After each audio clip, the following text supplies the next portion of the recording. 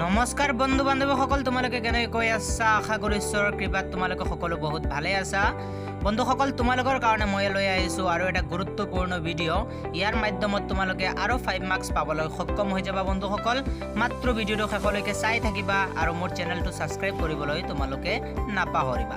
বন্ধুসকল, এইটো যিটো চেপ্টাৰ, এইটো হৈছে তোমালোকৰ ফুটপ্ৰিণ্টছ উইদাউট ফিট ছাপ্লিমেণ্টাৰী ৰিডাৰৰ পৰা। এইটো কুৱেশ্যন তোমালোকৰ প্ৰশ্নত আহে আৰু এইটো প্ৰশ্নৰ কথা নহয়। ইয়াত মই প্ৰশ্নটো এনেকুৱা সজাইছোঁ, উত্তৰটো এনেকুৱা সজাইছোঁ যাতে তোমালোকৰ যি প্ৰশ্ন নাহক কেলে পৰীক্ষাত তোমালোকৰ যি প্ৰশ্ন আহিলেও এইটো উত্তৰ তোমালোকে যদি কৰি দিয়া, লিখি দিয়া, তেতিয়াহ'লে তোমালোকে ফুল 5 মাৰ্কছ পাই যাবা বন্ধুসকল। গতিকে ইমানডাল কুৱেশ্যন আমি পঢ়িতো লাভ নাই বন্ধুসকল। গতিকে তোমালোকক মই আগতেও এটা ভিডিঅ' দিছোঁ যাৰ মাধ্যমত তোমালোকে 5 মাৰ্কছ অতি সহজতেই পাই গৈছা, আৰু এতিয়া যিটো ভিডিঅ' দিম সেইটোতো তোমালোকে অতি সহজভাৱে 5 মাৰ্কছ পাই যাবা। 10 মাৰ্কছ পাই গ'লে বন্ধুসকল তোমালোকৰ আৰু 5 মাৰ্ক পাবলৈ বাকীনো কিমান থাকিল। গতিকে বন্ধুসকল, ভিডিঅ'টো শেষলৈকে চাই থাকিবা। প্ৰথমতে চোৱা, who was Griffin, how did he become invisible, why did Mister Hall find him eccentric. এইটো আহিছে তোমালোকৰ 2015ত। ইয়াৰ পিছত বন্ধুসকল তোমালোকে দেখিবলৈ পাইছা what extra ordinary things happen at the in. দেখিছা?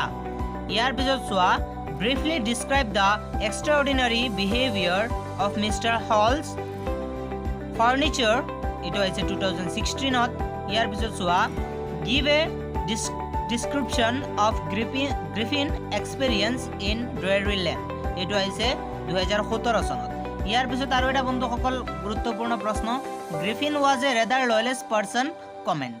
গতিকে বন্ধুসকল দেখিছা, তোমালোকৰ যিয়ে প্ৰশ্ন নাহক কেলে প্ৰশ্নটো চাই লাভ নাই, তোমালোকে উত্তৰটো চোৱা। উত্তৰটো অতি সহজ আৰু ছুটি মাধ্যমত মই সজাইছোঁ। তোমালোকে 5 মাৰ্কছ তোমালোকে ইয়াৰ পৰা পাবা, একদম চিয়'ৰ 100% গেৰেণ্টেড আছে। গতিকে বন্ধুসকল তোমালোকে উত্তৰটো এতিয়া চাই যোৱা। এইটো দেখিব পাইছা বন্ধুসকল তোমালোকে উত্তৰটো, Griffin was a scientist. He led many experiments to prove that human body could become invisible. But he used his invention for his own benefit and not for the well-being of mankind. Griffin even did not hesitate to set fire to his landlord's house to take revenge. Many times he stole money with the help of his own discovery.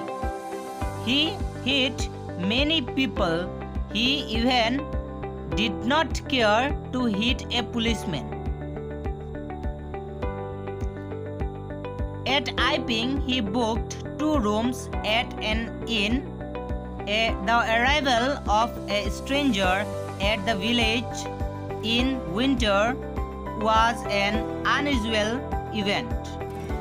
Moreover, Mr. Griffin was wearing bandage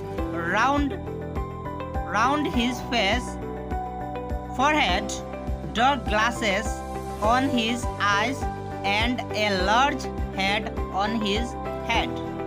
He even had no desire to talk to Mr. Hall, so Mr. Hall found him eccentric. After all, he had a lawless person. His life and activities in Dairyland show that he was a lawless, evil person. গতিকে বন্ধুসকল, এইটো হৈছে তোমালোকৰ উত্তৰ, একদম সহজ ছুটি উত্তৰটো। এইটো লিখিলেই তোমালোকে 5 মাৰ্কছৰ মালিক হৈ যাবা বন্ধুসকল। আৰু তোমালোকৰ 5 মাৰ্কছ 10 মাৰ্কছ হৈয়ে গ'ল। আৰু ভিডিঅ'ত মই তোমালোকক দেখুৱাই দিম যে একদম সহজতেই মাত্ৰ এদিন বা দুদিন পঢ়ি আমি কেনেকৈ 30 মাৰ্কছ পাব পাৰোঁ। কোনোবা বন্ধুসকলে যদি ভয় পোৱা যে মই ইংলিছত ফেইল কৰিম, তেতিয়াহ'লে তোমালোকে মই ইংৰাজীত তোমালোকে মোক কমেণ্টত জনাই দিবা যে তোমালোকৰ প্ৰব্লেম আছে, তোমালোকে 5 মাৰ্কছ নোপোৱা। তেনেকুৱা হ'লে মই তোমালোকক একদম সহজতেই মাত্ৰ এটা ভিডিঅ'ৰ মাধ্যমত দেখাই দিম তোমালোকে কেনেকৈ মাত্ৰ এদিন বা দুদিন পঢ়ি তোমালোকে 30 মাৰ্কছ পাবলৈ সক্ষম হ'বা। বন্ধুসকল, ভয় নকৰিবা, মোক ছাপোৰ্ট কৰিবা। তোমালোকক মই একদম সহজ উপায়েৰে দেখুৱাই দিম যে তোমালোকে 5 মাৰ্ক কেনেকৈ পাই যাবা আৰু তোমালোকে এটা ভাল মাৰ্কছ কেনেকৈ পাবলৈ সক্ষম হ'বা। ধন্যবাদ বন্ধুসকল ভিডিঅ'টো চোৱাৰ বাবে।